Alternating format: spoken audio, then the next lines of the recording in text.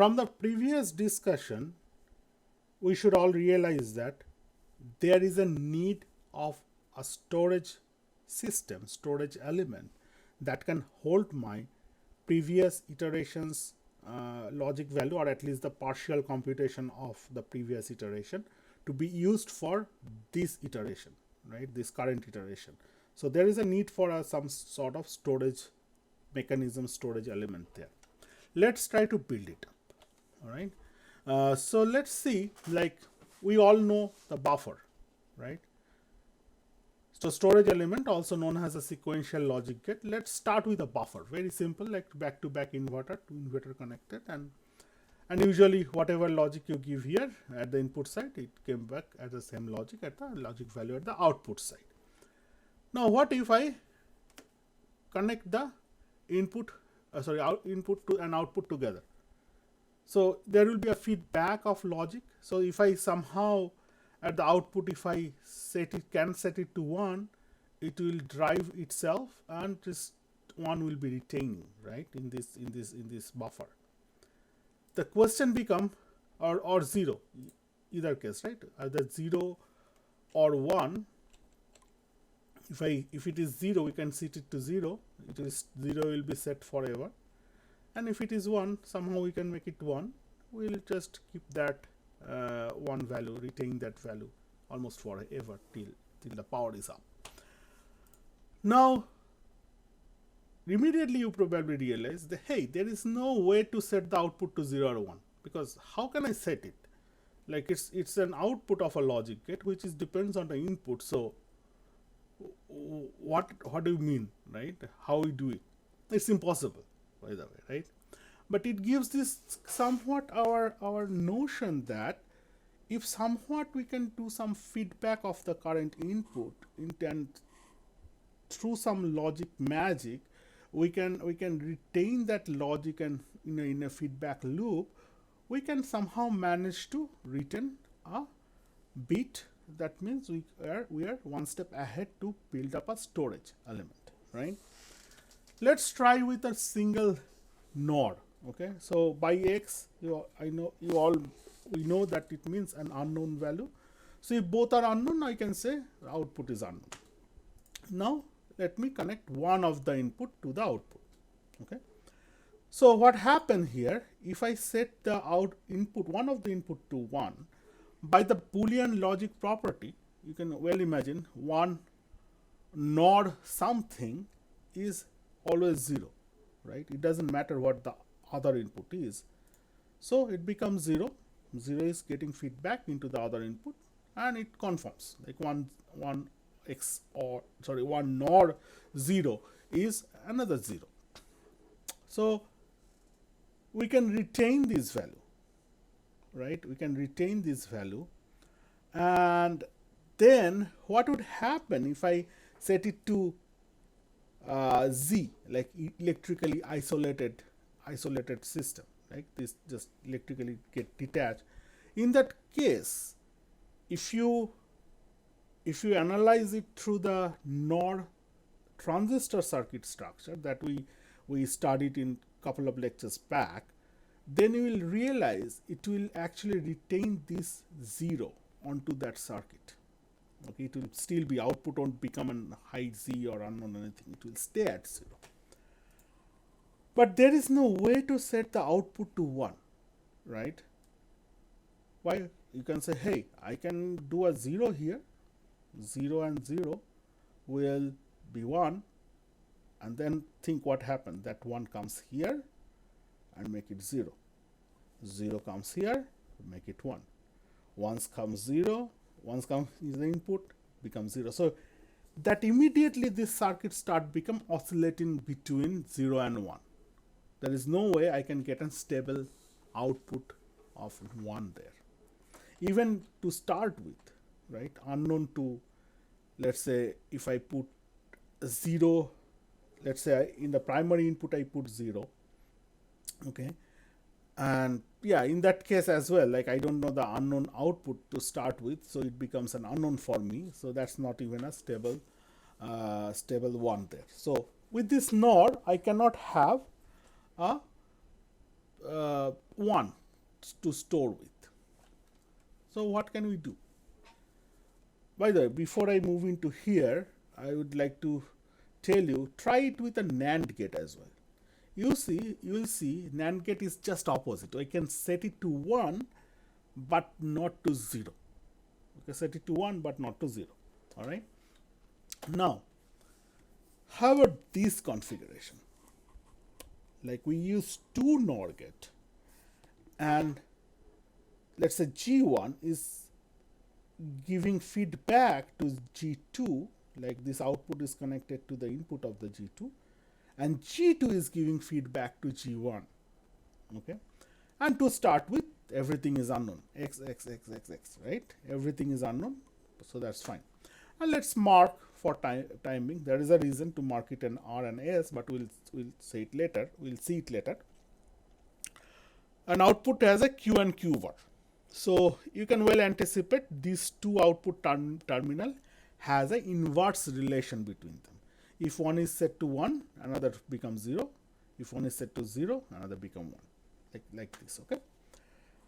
Now, between these two input, what can I can do here is make R to 1 and S to 0. Okay. So what will happen for the G1, this 1 and unknown will make the output of G1 as 0, right? And this 0 will then come back to G2, and since S is 0 already, so 0 and 0 will be 0 or NOR 0 is a 1. So 1 will get feedback into G1 and 1 or NOR 1 is 0. So we could set the output value Q to 0, right, in this way. Now, after this, I take out both R and S electrically. I take it out, like making an high Z state. So with that, what will happen, if you again think of it from the transistor circuit perspective, you will see this guy is 1. Okay, so 1, anything else doesn't matter, its output is 0. It is stable to 0. 0 with a Z, it will be staying at 1. Okay, it will stay at 1. So this becomes unstable stable 0 at the Q, even if I take out the connection from R and S. So it is acting as that I can deliberately set the output Q to 0 and keep it there at that logic level, even if I take out circuit connection for both R and S terminal. Okay, so you can think of like for this whole circuit, your primary input is R and S, and primary output are Q and Q bar. They are marked as a Q and Q bar. Now next part is interesting. Now I set it to 0 and S to 1. Now this G2 output will be determined at 0 because at least one of the primary input is 1. So output is 0. 0 will get feedback into G1. R is 0. So 0 NOR 0 is 1. That 1 will get feedback into G2. It will stay at 0. So now see, we can set the output deliberately to 1. We can control it, okay, with this thing. And similarly, if we take it out now, after setting it to 1, Q to 1, we can take out the electrical connection of R and S. That will not change anything at the output side of the G1 and G2. Your G1 will still be kept as 1. That means G2 output will still be kept at 0. And that 0 and Z, as we have seen earlier, we can analyze it through our knowledge of our transistor level circuit for the NOR gate. It will remain 1. So we can do that. Now let's also, instead of Z, we can make a 0, 0, right? Instead of electrically isolation, because inside when circuit is live and we have no way to go and cut out a wire and then then rewire it and stuff like that. No manual operation. So let's say instead of Z, we put a 0, 0 there. R0, S0 at this point. So 1 and or NOR 0 is a 0, that value is stable. 0 NOR 0 is 1, that value is stable. 2, we are keeping the 1. So we can deliberately set Q to logic 1, and we can keep it by setting R to 0 and S to 0. Okay. You can do the same thing. We can remember we can set the Q value to 0 deliberately with configuration R set to 1 and S set to 0. And then if I apply 0, 0 there, you will see that 0 at the G1 output will stay there.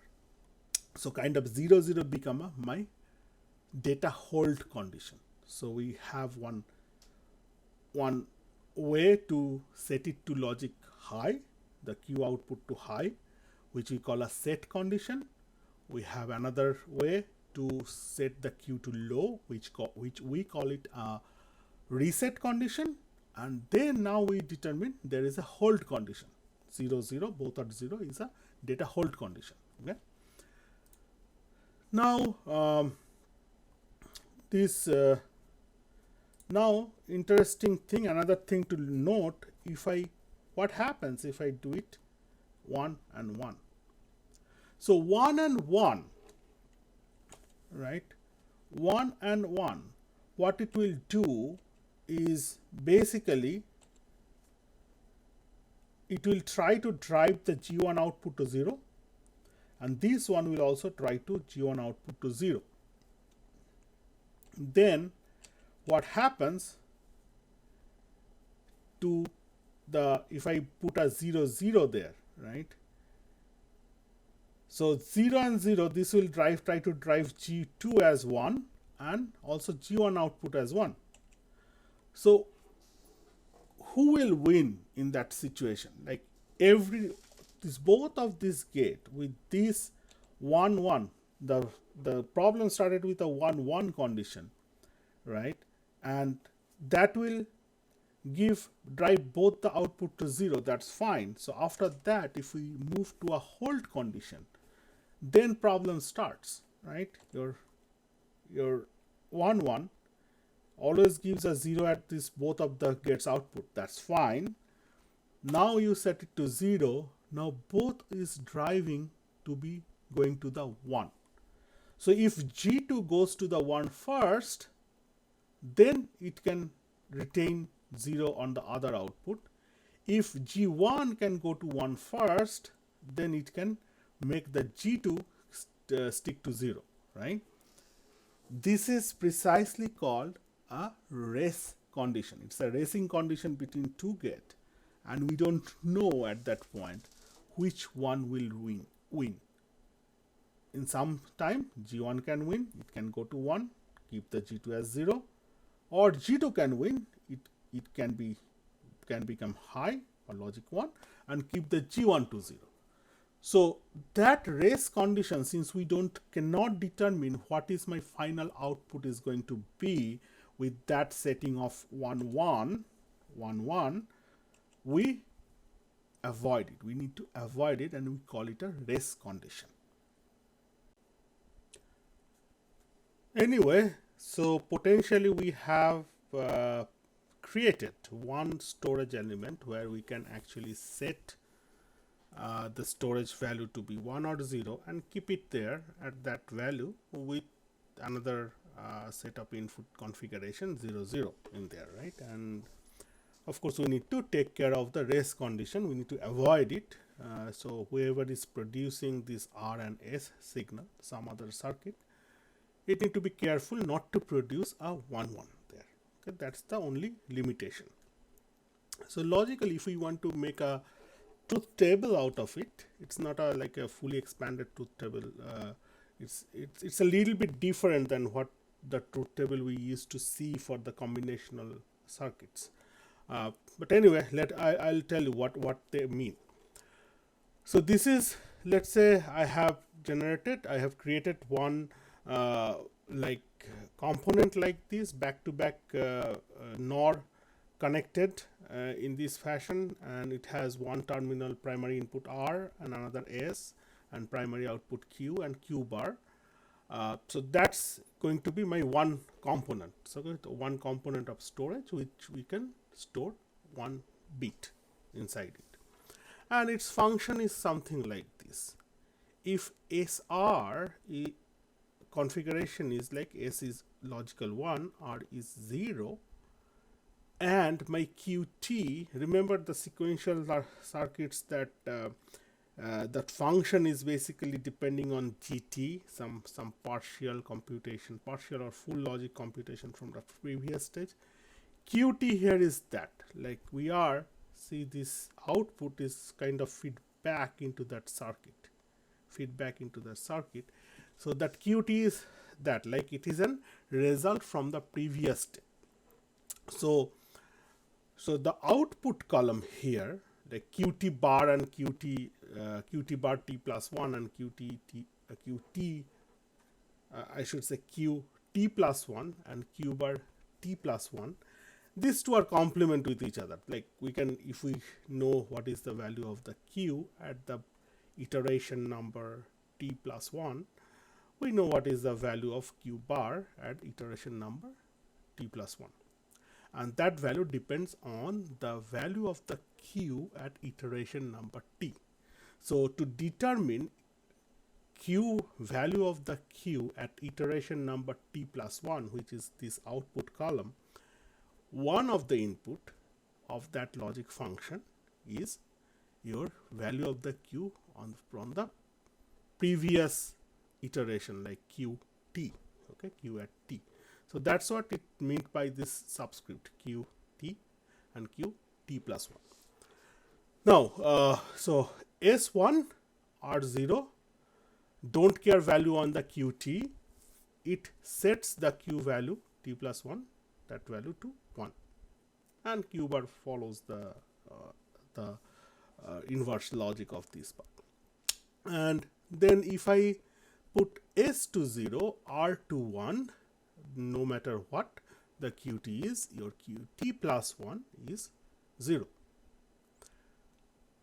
So it's kind of means that if I put the S to 1, R to 0, we are kind of setting the value on the Q, like setting the value means setting to the high, and other configuration 0, 1, we are setting it to low or reset condition. So we call it a reset condition or reset configuration. So your set value is S1 R0. So that's the origin of the naming or labeling of these two terminal. R stands for reset, S stands for set. So when the S value is 1 and R 0, it's a set condition. When R value is 1, S value is 0, it's a reset condition. This is to, like remember the functionality of this specific little component there. Now, what about the 0, 0? So 0, 0, now I have two combination. My QT previous value can be 0, so it will keep that value in the next iteration. And under the same 0, 0 condition on the S and R, if the QT was 1, means previous cycle this component was set, it will keep that value. And 1, 1 is undefined, the rest condition, no matter what. I just put a 0, 0 there, but it's in fact it's an unknown value. We don't know which one is going to be 0, other is 1 on the next hold condition. But yeah, for a 1, 1 setting, definitely we'll set Q and Q bar both to 0, which is restricted in this circuit, right? And that's why we kind of label it Q and Q bar. We want to make sure they have an inverse relation, these two output terminal. So this component is called your SR latch using NOR. Okay,